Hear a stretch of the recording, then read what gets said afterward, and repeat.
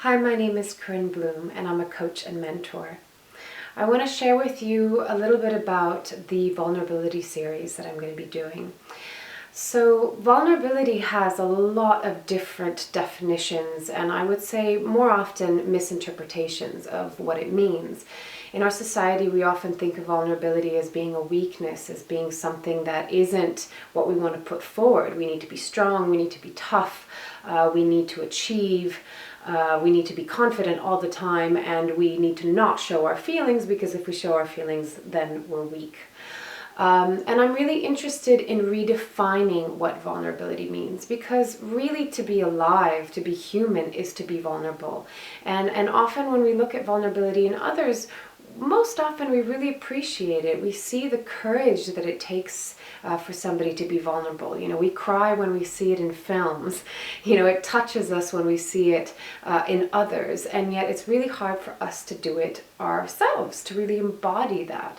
And vulnerability and authenticity and handling and embracing our fears, they're all really part of the same thing. And it's really about accepting who we are, knowing that who we fundamentally are is good enough and is worthy, and really learning how to nurture and take care of ourselves. Because when we know how to do that, we find a strength and we find a power in being vulnerable. Because ultimately we want to be who we are. We want to be liberated and at ease with being who we are, knowing that that's okay and that that's accepted, not only by others, but most importantly by ourselves.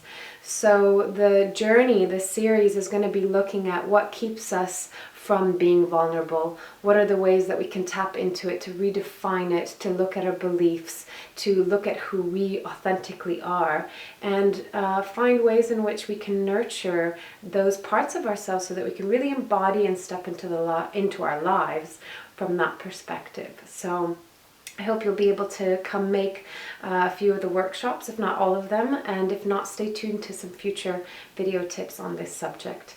And I wish you well.